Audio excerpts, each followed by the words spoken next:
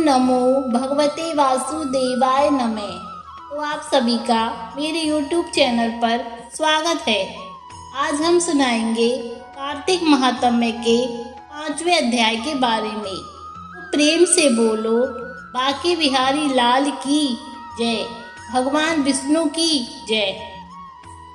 राजा पृथु ने कहा, हे मुनि श्रेष्ठ, आपने कार्तिक मास में स्नान का फल कहा। अब अन्य मासों में विधिवत स्नान करने की विधि, नियम और उद्यापन की विधि मुझे बतलाइए। देवर्षि नारद बोले, हे राजन, आप भगवान विष्णु के अंश से उत्पन्न हुए हैं, यह आपको मालूम ही है। फिर भी मैं आपको यथोचित विधान बतलाता हूँ, ध्यान से सुनिए। आश्विन मास में शुक्ल पक्ष की एकादशी से कार्तिक के व्रत करने चाहिए। सुबह ब्रह्म मुहूर्त में उठ के जल का पात्र लेके गांव से बाहर पूर्व से उत्तर दिशा में जाएं।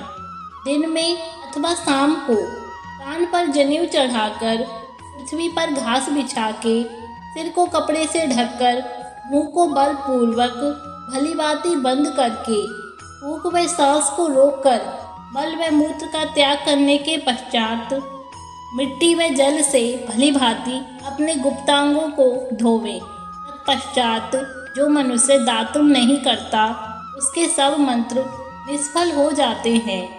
अतः दांत और जीभ को यत्न पूर्वक शुद्ध करना चाहिए और निम्नलिखित मंत्र पढ़कर वृक्ष से दातुन तोड़नी चाहिए। हे बृहस्पति, तुम हमें आयु, कीर्ति, तेज, प्रजा, पशु, संपत्ति, महाज्ञान, बुद्धि, विद्या हमको प्रदान करो। यह मंत्र पढ़कर दूध वाले वृक्ष पर से 12 अंगुल की दातुन तोड़कर करें। व्रत या श्राद्ध के दिन दातुन नहीं करनी चाहिए।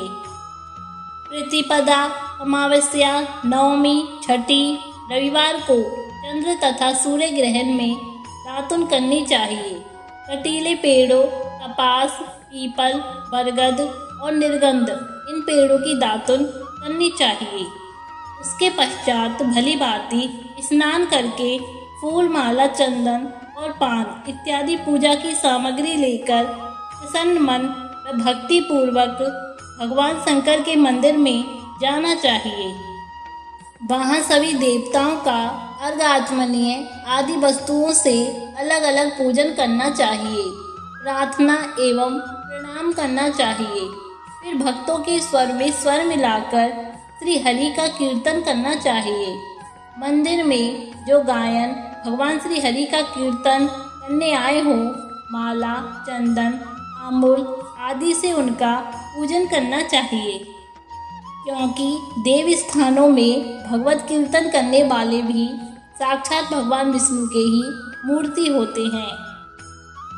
यह लोग सतयुग में भगवान विष्णु को अपनी तपस्या, योग और दान द्वारा भगवान को प्रसन्न करते थे, मगर कलयुग में भगवान गुणगान ही भगवान श्री हरि को प्रसन्न करने का प्रधान साधन माना गया है।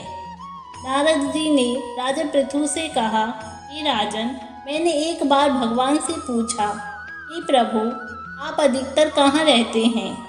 यह सुनकर भगवान ने कहा, हे नारद, मैं बैकुंठ अथवा योगियों के हृदय में भी नहीं रहता, अपितु जहाँ मेरे भक्त मेरा कीर्तन करते हैं वहाँ अवश्य रहता हूँ। जो मनुष्य चंदन माला आदि से मेरे भक्तों का पूजन करते हैं, उनसे मेरी ऐसी प्रीति होती है जैसे कि मेरी पूजन से भी नहीं हो सकती। सिरिस, धतूरा, गिरजा, चमेली, केसर और कंदार अथवा कटेल के फूलों व अक्षतों से भगवान विष्णु की पूजा नहीं करनी चाहिए। केतकी, कंद, गिरिस, जूही, मालती और केवड़ा के पुष्पों से भगवान शंकर की पूजा नहीं करनी चाहिए।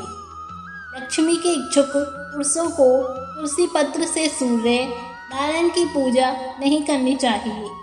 जिन देवताओं की पूजा में जो फूल निर्दिष्ट हैं, उन्हीं से उनका पूजन करें। पूजन करने के पश्चात भगवान से क्षमा प्रार्थना करें, यथा हे सुरेश्वर, हे देव, मेरे पास न मंत्र है न क्रिया, मैं भक्ति से भी हीन हूँ। जो कुछ भी पूजा मैंने आपकी की है उसे पूरा करें। ऐसी प्रार्थना करने के बाद दंडवत प्रणाम व क्षमा प्रार्थना करके भगवत कीर्तन करना चाहिए, श्री हरि की कथा सुननी चाहिए और प्रसाद ग्रहण करना चाहिए। इस तरह बताए गए विधि के अनुसार जो मनुष्य कार्तिक व्रत का अनुष्ठान करते हैं वह संसार के सभी सुखों को भोगते हुए अंत में मुक्ति को पाते हैं। तो इस तरह 5वां अध्याय भी समाप्त हुआ।